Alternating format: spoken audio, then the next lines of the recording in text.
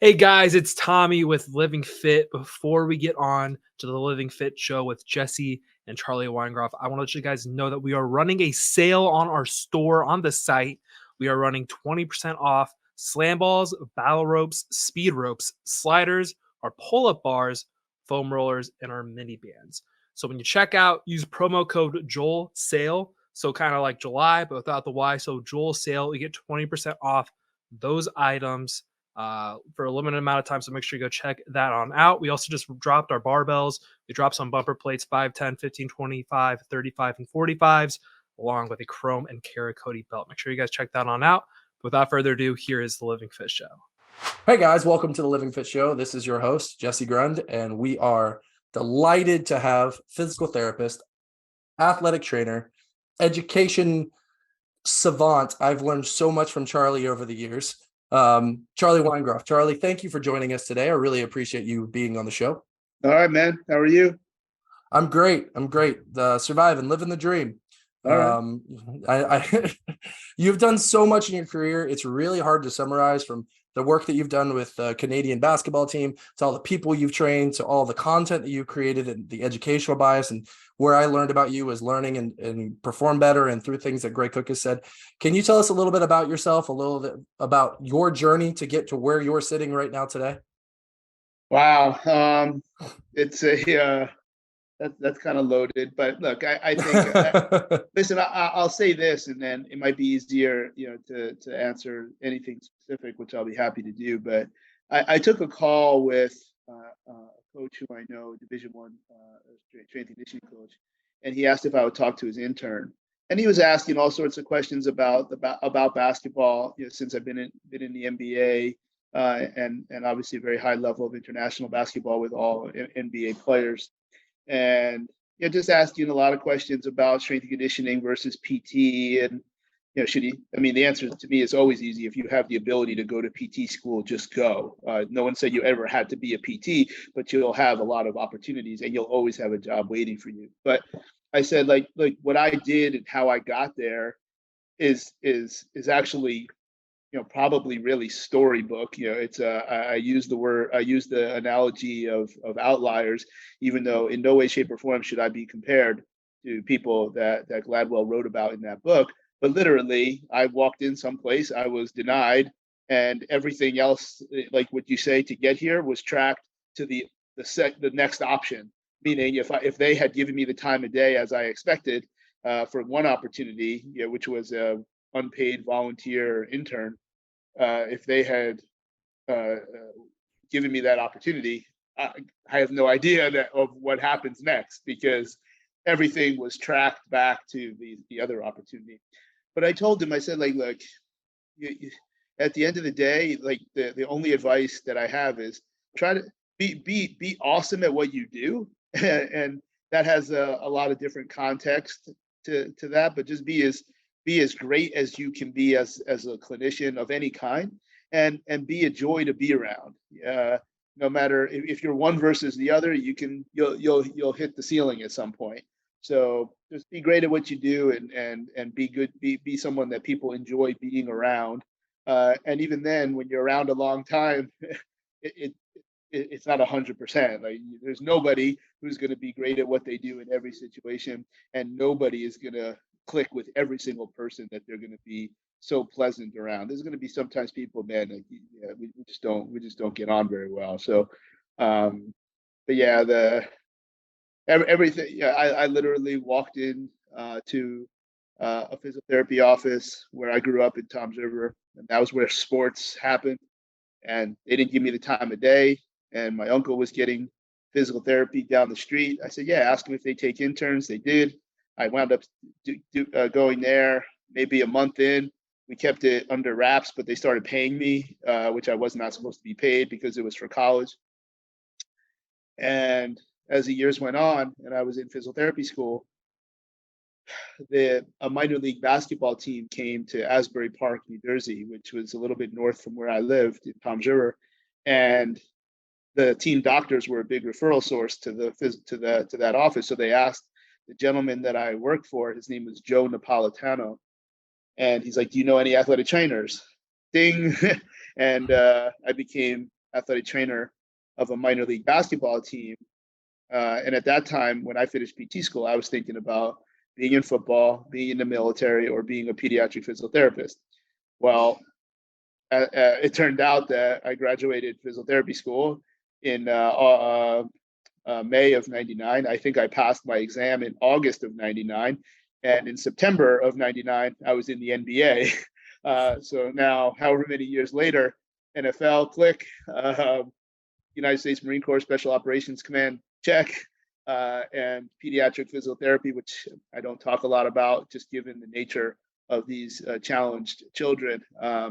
Even what I'm saying now is more than what I enjoy saying, because not because of privacy. I'm not saying anything that I shouldn't say. It's just that I don't like talking about it so much, because if I'm talking about it, I'm exploiting it. And these young children, they it's just not something that I'm very comfortable doing. But those were all the things I thought I was going to do. Probably by 10, 12 years later, did it all. And it's there's probably more to do, I guess. We'll see. So did you go? So was it athletic trainer, then past physical therapy school? Then when did you take the CSCS and pass that, or was that in between during that time period? So I graduated. I graduated undergrad in 3 years. So the way back then, athletic training was a little bit different. You could kind of like piecemeal it. You didn't have to go to a certified program if you just were able to take all the courses. So then I started PT school. That summer we didn't have classes, which is why I chose that part of why I chose that PT school among the other ones that I got into. So then I took the athletic trainer's exam. That would have been the summer of '97. So I was after my first year of PT school, then I was in ATC, another 2 years of PT. Gosh, I'm going to guess I did the CS. I actually could look it up because I just did my credits. I probably should know this. Remember, if you submit before July 31st, you get 50% discount. So I had all my credits. So I think I did it in the winter of 2000. So it was probably right after, or my first year in the NBA is when I did that. But I didn't really get into the thoughts and the what I do now in terms of I hate saying things like that are definitive, because then people run with them and it's not what I mean. But like, I think everything is about strength and conditioning. That doesn't mean the medical stuff is less important, but it's just how chronology matters, but everything is important. So I didn't really start to develop that mindset until I was in Philly, where I started as assistant athletic trainer, but then one of the very few teams in the NBA that didn't have a head strength conditioning coach. Now I was probably at least rolling, if not at the peak of my powerlifting career. So I looked like I could handle dumbbells and barbells. So the players would typically say things like, "Hey, yo, Chuck Wagon, put me through one." And I knew what I did wasn't necessarily what a professional basketball player should do. And I knew athletes should train different, but I was a physical therapist and used, some of started to really click, because you can't make those guys stronger. You can't make them faster. There's other types of models that can improve performance and or minimize injury exposure. So, but then the next year is when I became head strength conditioning coach of the 76ers. And that's where I really started to learn and change my thought process. That's where I got exposed to some things that, whether they blur the lines or it's just how I look at things, where everything is all one thing. There's no such thing as, different, there's no such thing as a medical situation. There's no such thing as a training situation. All of these things crisscross, and it's not maybe when I was younger, it would be more important to explain it and really care if somebody understood. Right now, not worried about it. Everything's cool. Like, I don't really care if I know what I do is different. And I don't know anybody that does what I do, in terms of not because I'm so great at what I do. It's just a way of thinking. And when you have a very broad view of how to affect the human, um, then sometimes you can get to solutions quicker, because even if I'm not skilled at it, I usually know what is the best route to achieve change in their desired activity. So I think a lot of people, when they have a particular passion and a particular skill set, they will try to, what I call, carry the football. When I'm actually doing the opposite. When I begin to work with somebody, I'm trying to figure out when I'm not the right person to work with them. I don't know anybody that does that.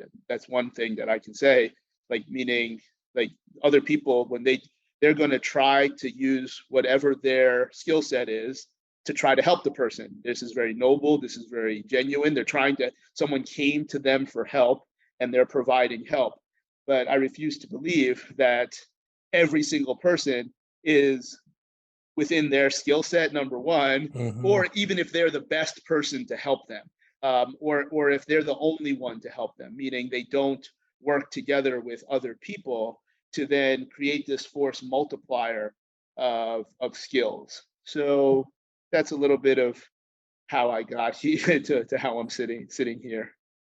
Yeah, it's interesting you said the thing about about athletes and training athletes. I remember something you tweeted recently where it's the 3 characteristics shared by all athletes, and it was like one thing that was based on increased or elite tendon stiffness, and then the second thing was, I mean, you can run with it, but I love that you put the third thing in there, which was explosive athletes, not all great athletes. Explosive athletes.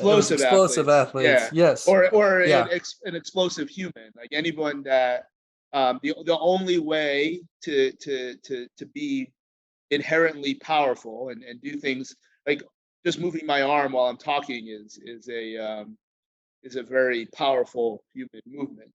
The only way to accomplish tasks of high power is to have, very, very stiff slash strong tendons. The way we can categorize tendons as strong is based on their stiffness, meaning it takes more force to create a change in that particular tissue.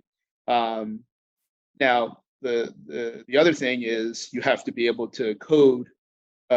This is like a skill of how quickly you can create force.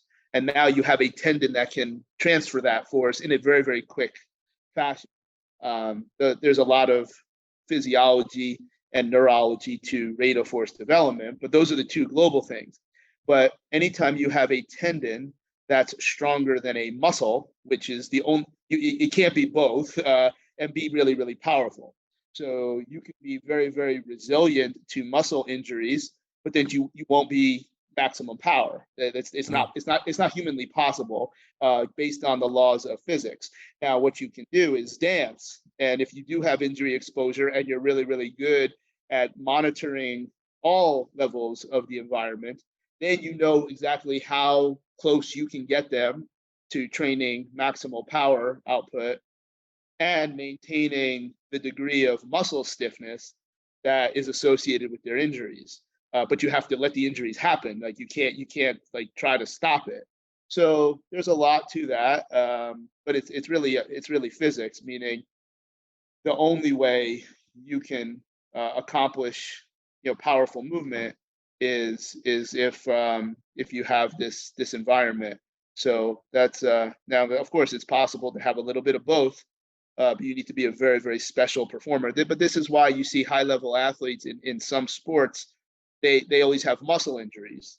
Like sprinters, you never hear of a sprinter tearing their patellar tendon or their Achilles tendon, because the only way to be a sprinter is to have this physical profile, aside from the rate of force development. So you'll see baseball players, they'll have abdominal strains, and obviously in all field sports, it's hamstrings, it's groins. Now ligamentous tear, that's a different animal. That's not what I'm talking about here. Now when you see ruptures such as Achilles tendon, biceps tendon, distal, triceps tendon.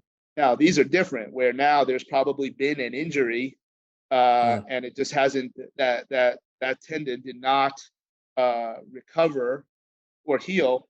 It probably did heal if there's no pain anymore, but just didn't recover. And then, of course, joint mobility then adds into that. But all I'm saying is, and it's simply the laws of physics.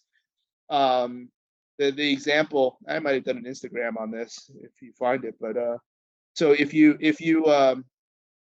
even though the movement is very slow, if I'm pulling a very, very heavy sled and I'm going to get it going, that's still inherently powerful. I mean, powerlifting is not very powerful, but anything is power. That's why power is not just fast. It's just an equation of things.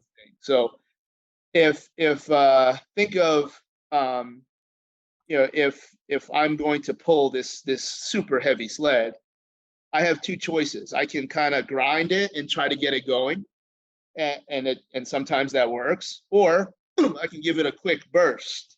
If I give it the quick burst, the limiting factor is the harness around my chest, which it'll jerk on you, or the actual attachment to the sled. Those are the akin to the musculotendinous junction on your chest, or the junction, I don't know if it has an official name, of where the tendon blends to the periosteum, and then the bone is the sled, because the sled is like 1,000 pounds. Like that's the thing that's going to break the last.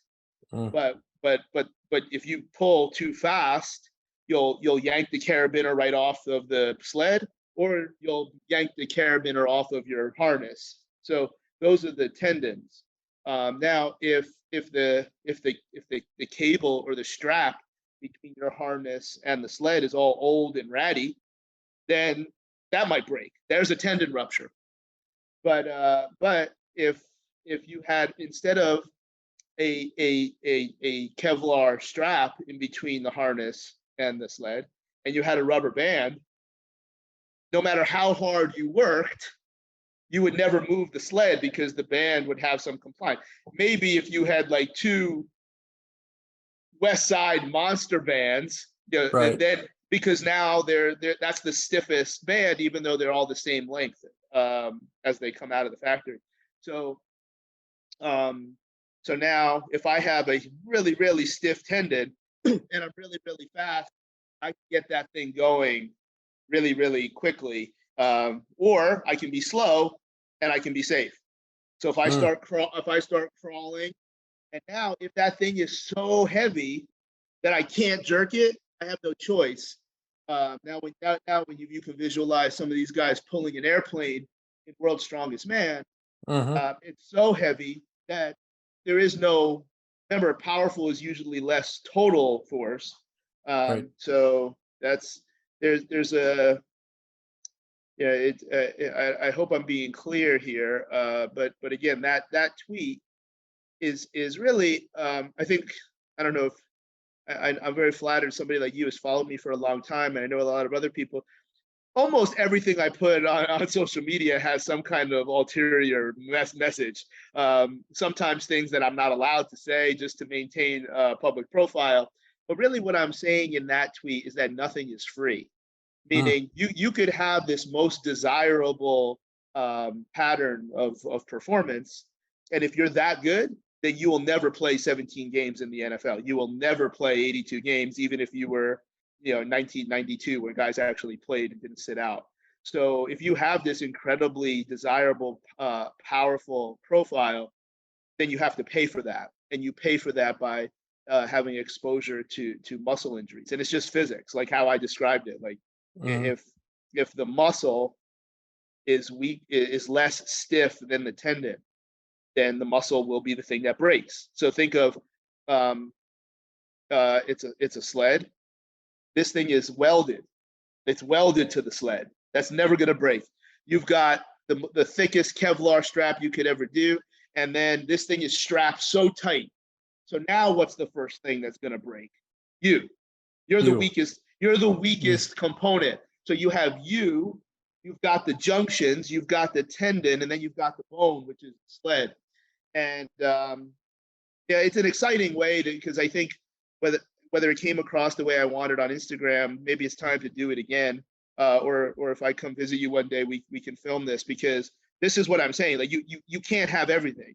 So that's why like Tyreek Hill will never play a full season, because it's unless you can manage the reps over a week, not just in the game, but then in a week, so that, because there's only so many times you can Right. dial it up to 11 out of 10 for one of the fastest, the single fastest individual in the NFL. But this applies to everything. This is, so now when you see sports that have typical injury patterns of different types of soft tissue, you then realize that's what you paid for. Because if they're at high level of sport, they're a high performer. So maybe to be in that sport, you have to give away, some of these other things. So when you see throwing sports or overhead sports that have a lot of tendon, shoulder tendon issues, well, it's because their muscles are stronger than their tendons, and they have incredible amounts of mobility to create the force. So physics is and it's frustrating to me, because where people will usurp words and make up their own definition that is not. I'm only using the definition of physics. So Right. but other people seem to think that they can change. And again, if they talk to the right audience that doesn't have a lot of experience, then they can say anything if it comes across in a very well-spoken and authoritative way. This is all just physics, meaning nothing, no machine is built like this, because we can control the potential substances for a plane or a car or a house or something like that. But the human body, we don't have that variability. What you do have is the scientific merit to adapt, but you have to pick. You can't have everything. You can't have everything. No, and when it comes to athletes, which again was that tweet that you're referencing, is these are fast athletes. Like you can't be fast. Like you can be an offensive lineman or not. Like you can't you can't be everything. And any suggestion that you can, it must be accompanied with significant methodologically driven data that we watched Jesse Grund for 4 years, and you see there, and there, that's where he had his big injuries. So we looked at his load, and we measured his week, and we looked at all these different things. So now we think we know how much we can bring him if we continue to run that methodological process of analyzing his systems, his dashboard. So yeah, that's me. Nothing is free. You can never. There is nothing you can accomplish that is cost free physiologically and neurologically. Everything has a price. It sounds like, and the other thing that you hinted at there, volume is so important to kind of monitor. And we know, like we look at things like power, and those of us in the strength and conditioning field, and we do have some professionals who do follow the show. When we start talking about volume, especially power, you're not supposed to do crap tons of sets of power training, right? Because it's so just. Well, I mean, I in a day. I'm not talking about over the course of an entire program. Well, but here's an interesting thing, Jesse, to think about. And I'm not going to go so far to say I patently disagree, but here's something to consider. Because once I say it, I think you'll agree. Let's say that day I want to train something that should be 1.5 meters per second.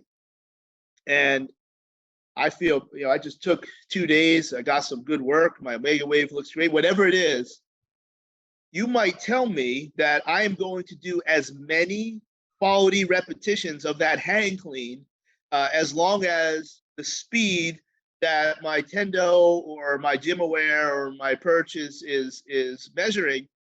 I said, your workout is done, Jesse, when you have 2 consecutive lifts that are below 1.5 meters per second.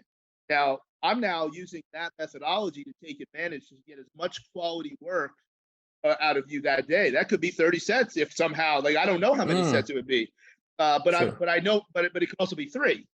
So I Sure. don't know.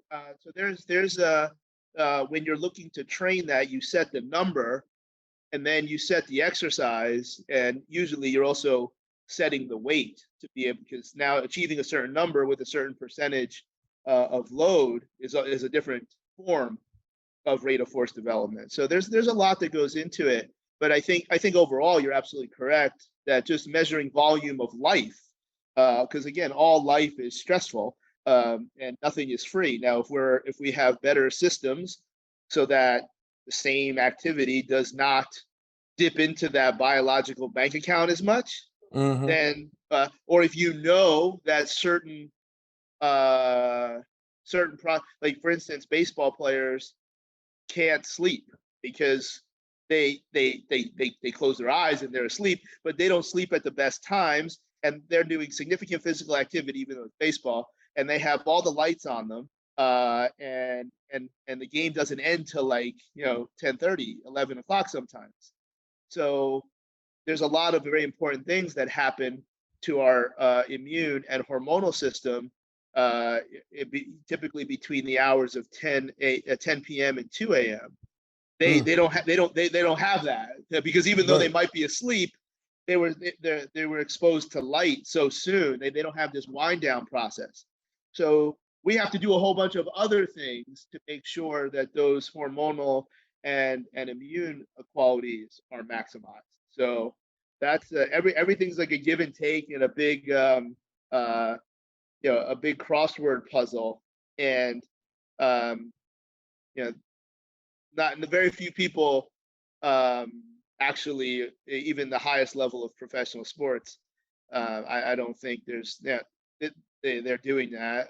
I have one player who's very well known, and I think everybody knows. If you know, you know. I don't know if you know, if you could see, because there's actually no picture of he and I, but he's the most durable player in the history of the NFL, um, hands down.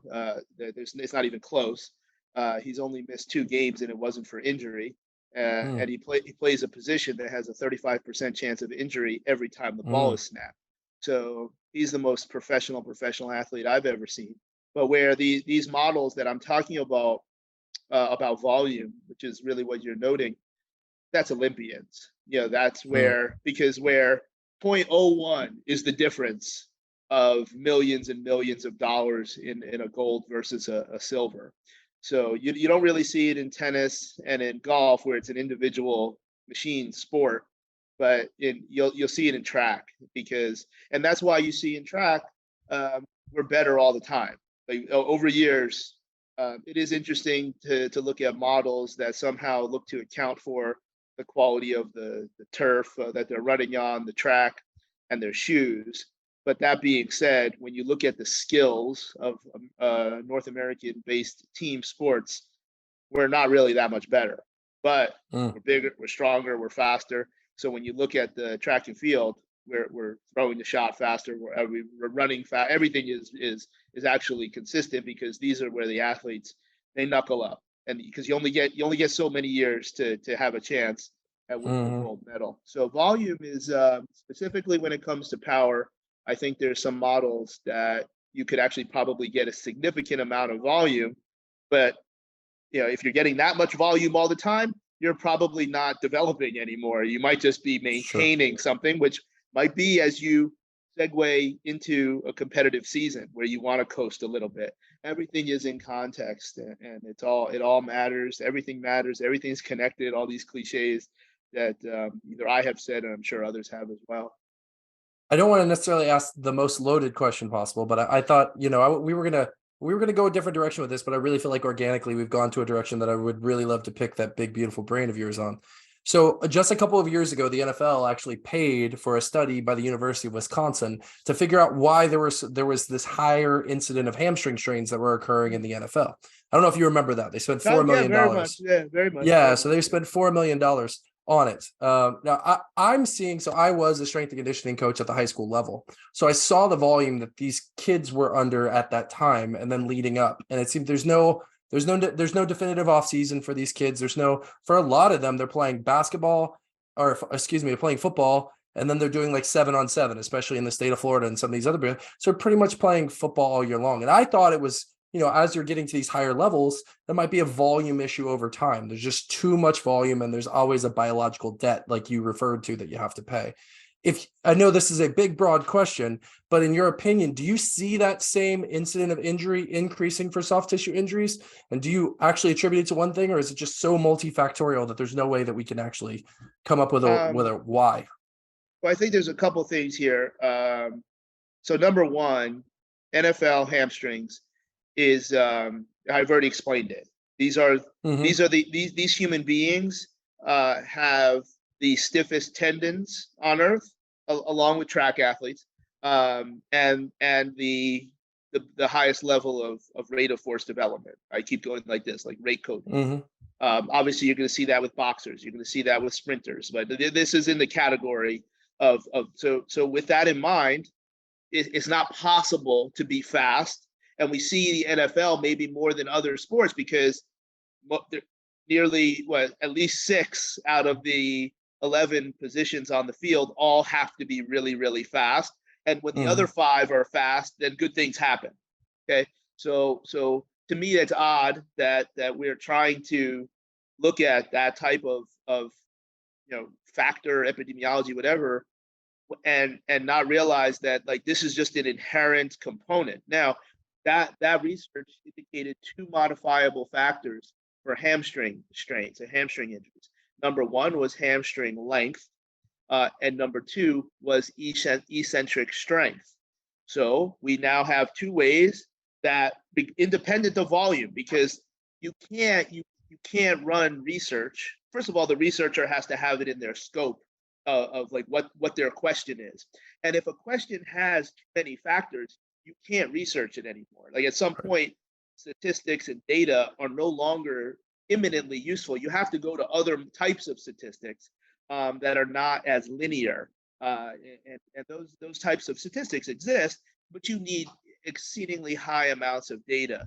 And as we learn more about statistics, there's certainly a challenge to what I just said. But bottom line, it's much easier to do research when you have less factors. And when you have less factors, you don't need as many subjects in the study. I think it's like for every dependent variable, you need 20 subjects. So if you have less, then you don't have to recruit that many people. If it is a double-blind type of study. Now, if we just go retrospective, there's so many factors, such as sleep, such as their hormonal profile, such as their psychology, which then can always be measured physiologically. All of those things come into play. So there's no way that we're looking for the best active straight leg raise and plus the heaviest RDL, basically. But does that mean single leg RDL or one leg RDL? I don't know. Obviously, Nord board is a very, very useful and very evidence-based measure of hamstring strength. But what we started to see was, in the minimal exposure that I have had, is taller human beings have more time to generate force, so their numbers are always higher. So when you look at, and of course this is my ego because I'm one of the best glute ham raise that you've ever seen, with no arch in my back, but I can't score as high on a Nord board because I have less distance to go. So the research that says you need this number for the Nord board, I wonder if there's any way to go back and start to create an index of your number on the Nord board relative to your height. That might be something that's interesting that could put that into more perspective. So now that's a little bit on the study that you're referencing.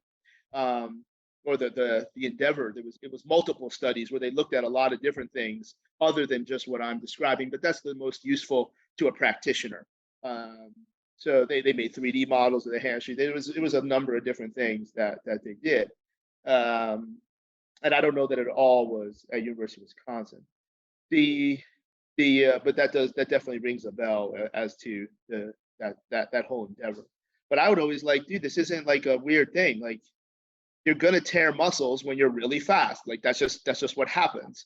So if we were to use some of our external load measurements, which in the NFL is very well used in my mind, Let's say in the NBA, it's barely ever used now.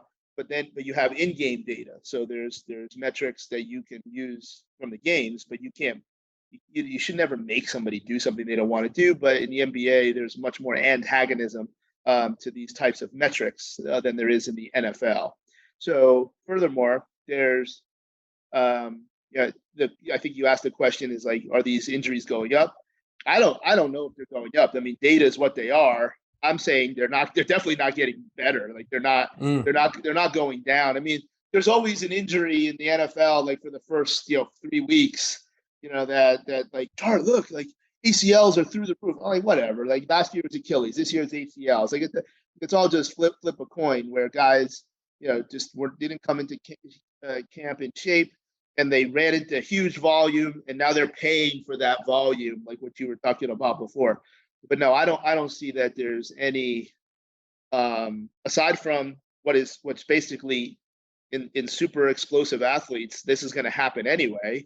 Then I don't see that there's any change, because I don't see a commitment to elite levels of training.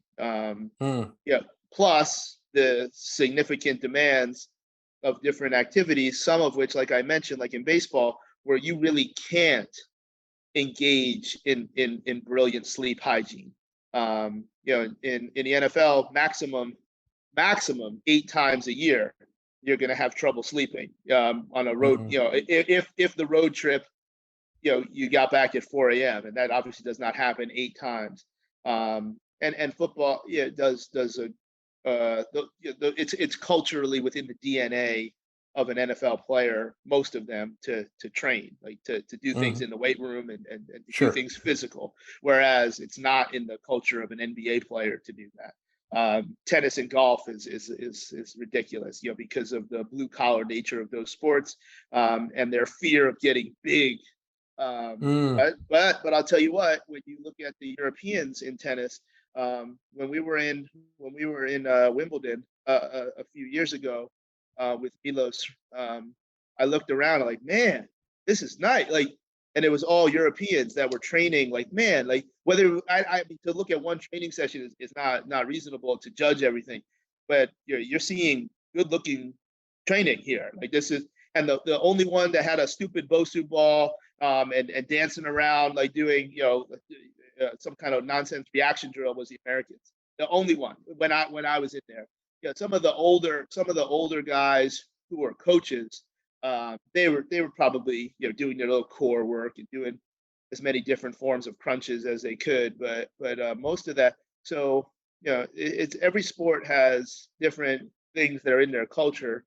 Hockey players are super tough and super fit. And basketball has more money than God. And football, like these guys train. Baseball has this incredible analysis and cultural utility for data. Man, put all that together, and you'd have a really good setup.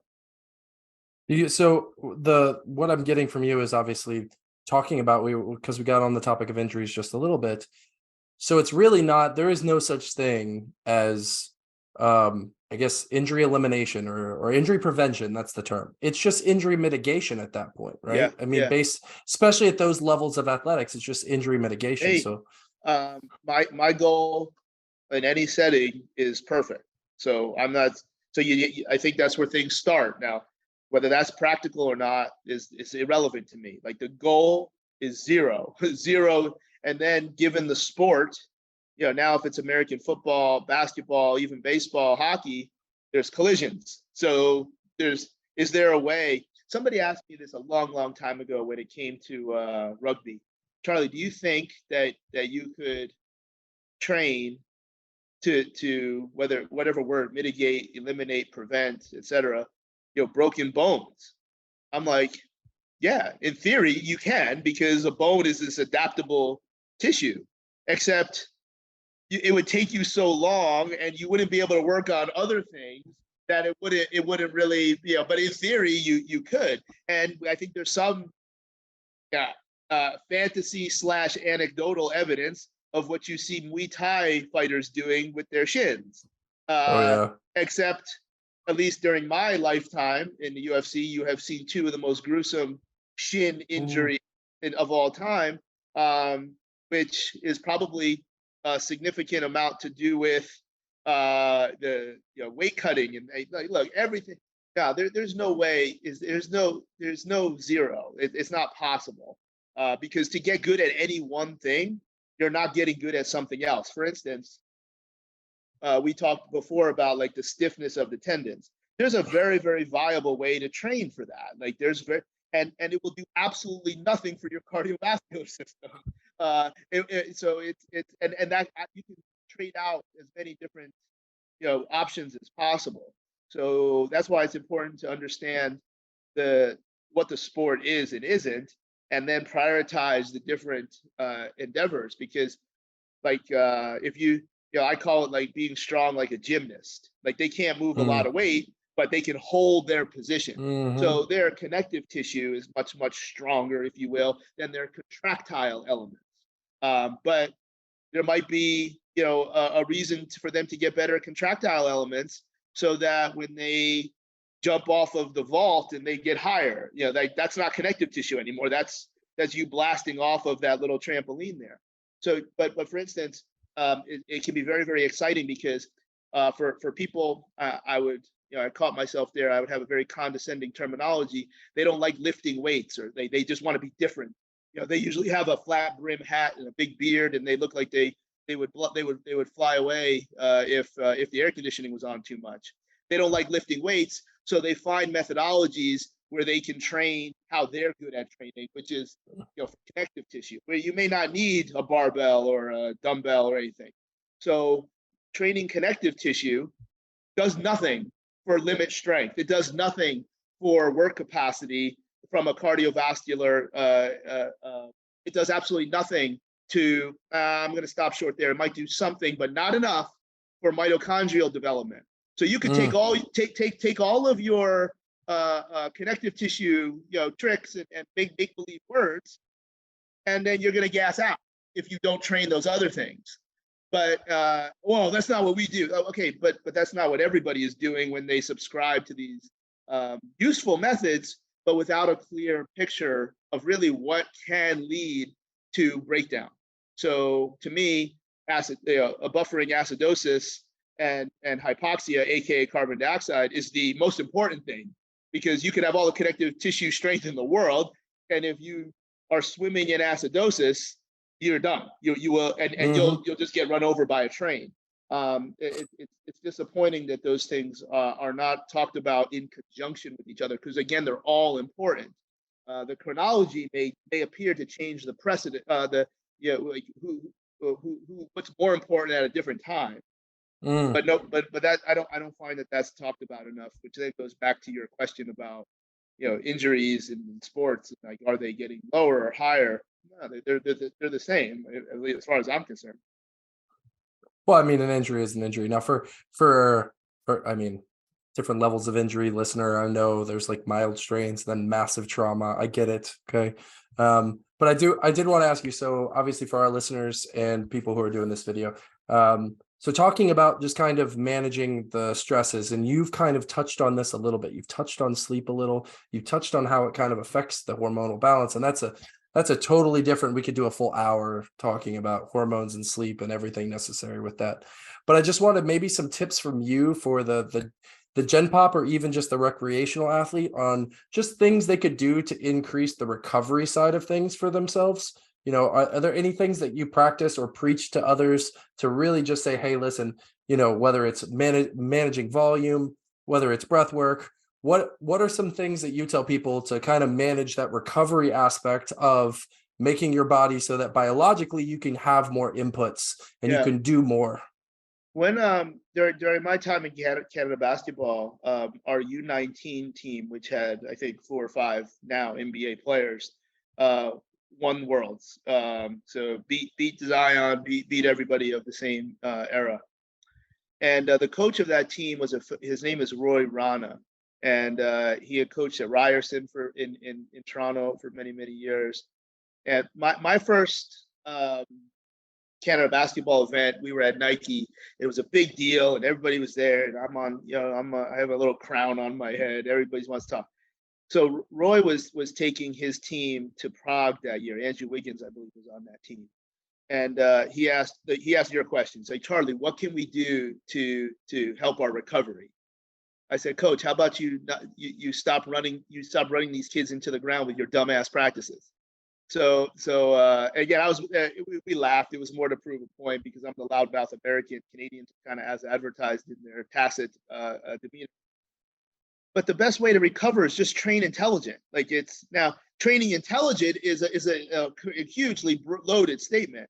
But if you match your training to what you do next in training, then you should already have your recovery built out. You don't have to do anything more or better. It's when your training is not matched individually to your joints, if you're picking exercises where you can't barely get into position, that's where you use your movement evaluation. Like, can your joints even get into position to do something? So now maybe you're kind of close and you're really, really strong, but now your joints get beat up a little bit because you're right at the edges of your connective tissue tension. Are you intelligently programming your work to rest ratios? Are you taking enough rest in between your sets or different exercises? But do you even know what you're trying to accomplish? Like if you, meaning if like, okay, well, what are you doing? Well, I'm trying to get stronger. Okay, talk. Like, what are you trying to get strong at, etc. And now there's a myriad of ideal parameters to how you develop an individual or a cycle of training to improve strength. Like that's not a secret. Now it gets to be a dance when you try to improve strength and something else. Well, tell me what else you want to do. But if everything is matched, there is no necessary reason for this recovery, extra recovery stuff.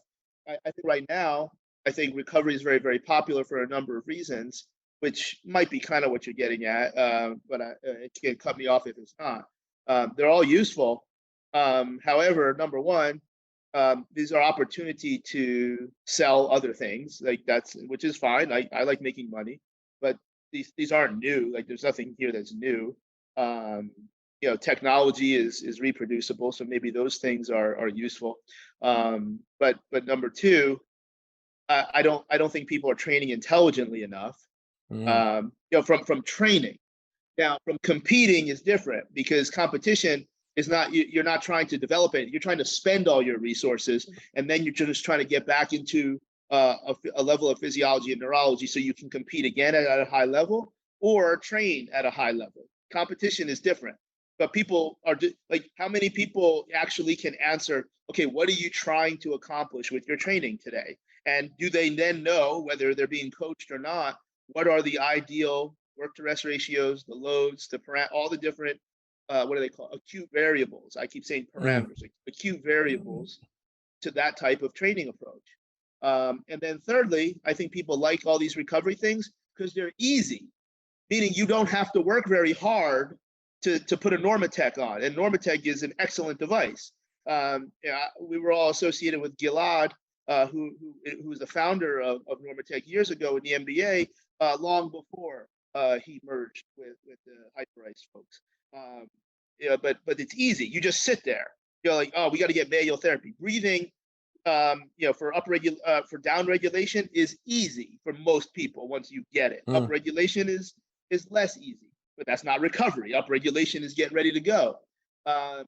Sitting in a sauna is literally sitting. Is it hard? Well, not after a while. All of these things. Getting into an ice bath, you're still sitting there. It's easy. Like people wouldn't do. Like how many people get so excited about that versus? But if you put 4 wheels in front of them and gave them 2 months to deliver a deadlift, they wouldn't do it. They would probably pick this other thing. So. Now, recovering from competition is where I think recovery is much more important.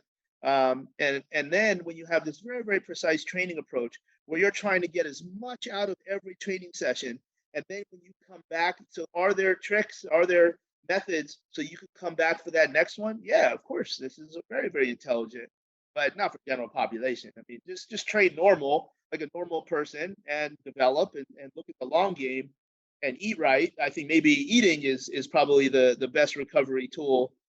Eating carbs is probably a significant recovery tool, but obviously carbs and protein and water. And then there's a whole world of hydration, because like, oh, well, you should drink 100 ounces of water. Well, what if you were like severely dehydrated the last 3 days? Maybe you should have more.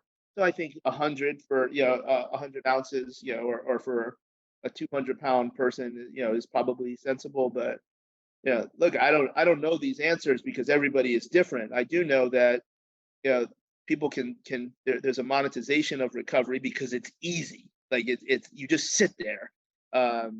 Or somebody does something to you, and it doesn't mean that there's zero value.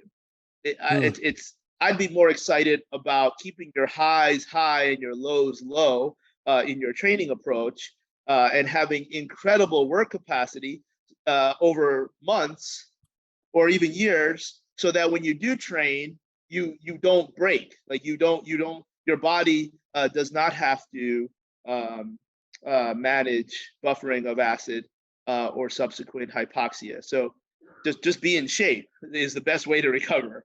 And to get in shape doesn't require a lot of recovery if you keep the highs high and the lows low. So I think eating and sleeping is the best recovery before all of these other things, including breathing. Well, I was hoping you were going to go there. I knew we weren't going to get a top 5 of like breath and this and that. I knew we were going to kind of go into where is managing. I kind of fed that one to you. It was a softball question, Charlie, because I knew where you go with it. But my thought process, I use the same thing with my clients. I talk to a lot of my clients who are like, "Hey, what's the best way for me to recover? And I was like, "Hey, we should still be doing things. So let's, zone 2 cardio, just steady state. The effect that it has more on the parasympathetic and sympathetic nervous system. Go do stuff. Add that into your training." I think that's where a lot of people kind of miss. I think we could talk an entire session on this, but too many people just want to go as hard as possible all the time and don't realize that if they do that, you only have a certain tank to be able to do that from. Yeah. And that you have to be able to manage the stress, and you have to be able to intelligently train to do that. Yeah. And there's so many analogies that aren't quite how the human body works, but you can try to connect with people when you talk about a car. Hey, look, if you're always revving in the red on 7, 8, and 9, come on, you really think the car is gonna, the car doesn't adapt. Like the car only has a definitive lifespan. But yeah, that's but I also think that's whether the person is being coached or not. What is that individual's training age or their training IQ? I don't love saying that IQ because I'm not suggesting someone is dumb, but if they just don't know, that doesn't make you dumb. It just means you don't know. But I think it all starts with, what are you doing? Like, what are you training for? Because you can't train for everything. You can't train for strength, power, endurance, connective tissue, relevant activity specific work capacity, and health of whatever else I'm missing. Like you can't do all of that in any definable program. It's too many competing components. Now, the challenge to that, Jesse, would be take somebody who's completely undertrained and you do a little bit of everything and they get better in everything because they were at like ground zero for all of those things. So it makes it look like it works. So that's take an actor who never trained hard before. You give them some creative supplementation and you actually train them like an intelligent bodybuilder. They're gonna look yoked on screen because they never trained ever. So you get that what's like beginner, beginner gains. But other than that, it'll never work. There's too much competing physiology to get good at certain things. Speaking of intelligent training, I know you still have training programs for Training Equals Rehab available for people if they want to actually be able to combine those, that idea of like being able to develop the body intelligently. Yeah, when it comes to work Elite Performer Program is It's on T equals R plus on the website, charlieweingroff.com. Thank you for teeing that one up too. Yeah, I think there's 9 different digital products. Back in the day, some of them used to be DVDs. No one does that anymore. But you watch it, you get access, and you watch it right on whatever your device is. And there's a number of different topics. But when it comes specifically to training for work capacity, which in my mind, again, would be the number one mitigator to injuries, but the work capacity has to be relevant to your activity. Work capacity for an American football player is different than a marathon runner. Sure. So that we talk about all of that, I think that one is probably like 13 hours of content. Wow. But yeah, there's all the T equals R, all 3 of those. There's a kettlebell training, which again is very much based in, can joints get in the right positions? Like if you want to squat but you don't have ideal dorsiflexion, well, what do you do instead? And well, the answer is can simply be a deadlift, where your ankle is in a much different position.